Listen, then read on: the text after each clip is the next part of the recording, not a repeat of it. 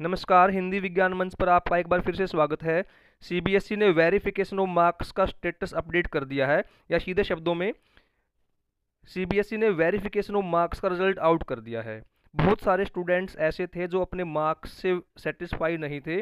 उन्हें लग रहा था कि उनके एग्ज़ाम तो बहुत अच्छे हुए हैं और उनको मार्क्स कम मिले हैं, और ऐसे स्टूडेंट्स ने अपने मार्क्स को वेरीफाई करवाने के लिए ऑनलाइन अप्लाई किया था। और अब उनकी ऑनलाइन एप्लीकेशन पे सीबीएसई ने प्रोसेसिंग करते हुए उनकी एप्लीकेशन का स्टेटस अपडेट कर दिया है। अगर आपने अभी तक अपना स्टेटस चेक नहीं किया है तो आप भी सीबीएसई की वेबसाइट पर जाकर अपने वेरिफिकेशन ऑफ मार्क्स का स्टेटस चेक कर सकते हैं। अब कुछ स्टूडेंट ऐसे हैं जिन्होंने अपना स्टेटस चेक कर लिया है, परंतु अब वो कन्फ्यूजन में है कि अब हम क्या करें। आपको क्या करना है, यह पूरी जानकारी आप इस वीडियो में मिलने वाली है। आपको क्या स्टेप लेना है वह आपके स्टेटस पर डिपेंड करता है। अगर आपके मार्क्स वेरीफाई करने के बाद सीबीएसई ने जो आपका स्टेटस वेरिफिकेशन अपडेट किया है वह अंडर प्रोसेस दिखा रहा है, तो आपको घबराने की कोई आवश्यकता नहीं है। इसका मतलब है कि आपकी एप्लीकेशन पे अभी प्रोसेसिंग हो रही है, आपके मार्क्स अभी वेरीफाई नहीं हुए हैं। जैसे ही आपके मार्क्स वेरीफाई हो जाएंगे सीबीएसई आपका स्टेटस अपडेट कर देगी। अगर वेरिफिकेशन के बाद सीबीएसई ने आपका स्टेटस अपडेट कर दिया और उसमें रिमार्क डाल दिया no mistake found, it means CBSE ने आपके पेपर को दोबारा से वेरीफाई कर लिया है और उसमें किसी प्रकार की कोई मिस्टेक नहीं मिली है। अब इस स्टेटस को देखकर बहुत सारे स्टूडेंट कन्फ्यूजन में हैं कि अब उन्हें क्या करना चाहिए। अगर आपको लगता है कि आपके पेपर वास्तव में बहुत अच्छे हुए थे और आपके मार्क्स तो बढ़ने चाहिए थे और सीबीएसई ने अभी भी आपके साथ जस्टिस नहीं किया है, इस कंडीशन में आप वेरिफिकेशन के सेकंड स्टेप में पार्टिसिपेट कर सकते हैं।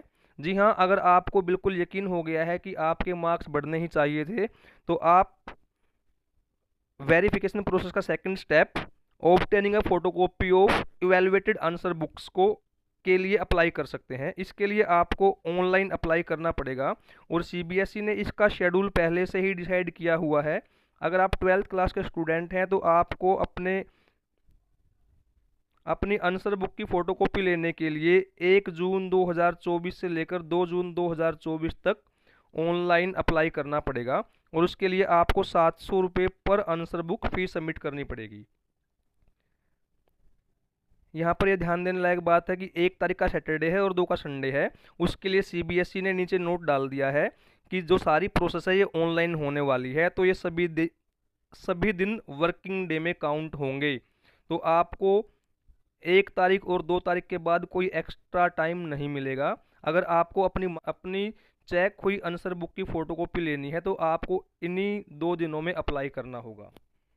उसके बाद जब आप अपनी आंसर बुक की फ़ोटोकॉपी सीबीएसई से ले लेते हैं तो इस आंसर बुक को आपने अच्छे से चेक करना है। उसके लिए आपको सीबीएसई की वेबसाइट से अपना क्वेश्चन पेपर और सीबीएसई की मार्किंग स्कीम डाउनलोड करनी होगी और अपने लिखे हुए आंसर्स को सीबीएसई की मार्किंग स्कीम के साथ टैली करना है, उससे मिलाना है।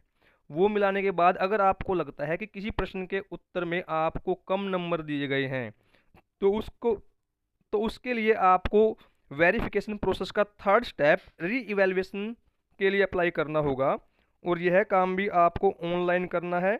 और इसके लिए जो सीबीएसई ने टाइमलाइन दी है वो 6 जून से लेकर 7 जून तक का समय आपको दिया गया है और आपको प्रत्येक क्वेश्चन को रीवैल्यूएट करवाने के लिए 100 रुपये देने होंगे। अगर आप मान लीजिए अपने पेपर में 10 प्रश्न दोबारा चेक करवाना चाहते हैं तो 10 प्रश्नों के लिए आपको 1000 रुपये की फ़ीस सीबीएसई को सबमिट करनी होगी।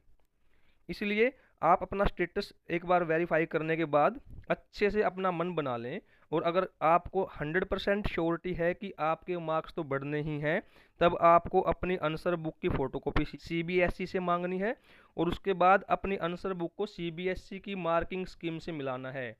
अपने किसी ट्यूटर से, प्राइवेट ट्यूटर से या किसी फ्रेंड से आपको अपनी आंसर बुक चेक नहीं करानी।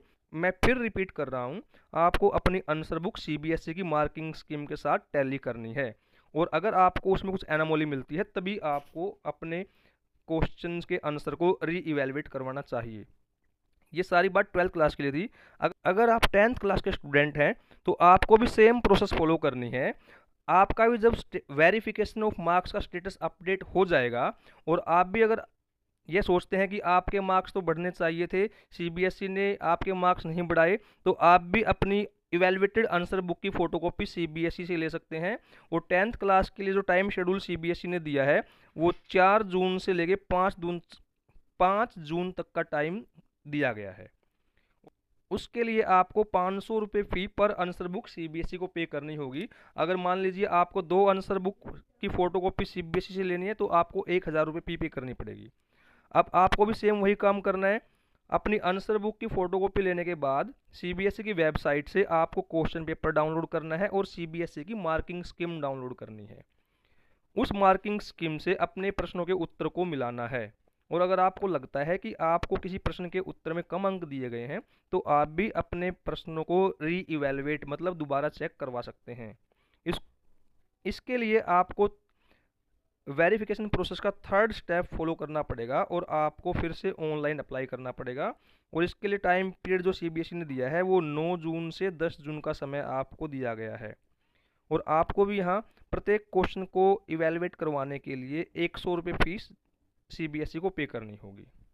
तो इसलिए अगर आपको लगता है कि वास्तव में आपको कम नंबर मिले हैं और आपके जो आंसर्स आपने लिखे हैं उसमें ज़्यादा नंबर आपको मिलने चाहिए थे, तभी आप री इवेलुएशन के लिए अप्लाई करें। यहाँ ध्यान रहे कि ऐसा भी हो सकता है कि आपको किसी प्रश्न के उत्तर में ज़्यादा अंक सीबीएसई ने दिए हों तो वो अंक कम भी हो सकते हैं।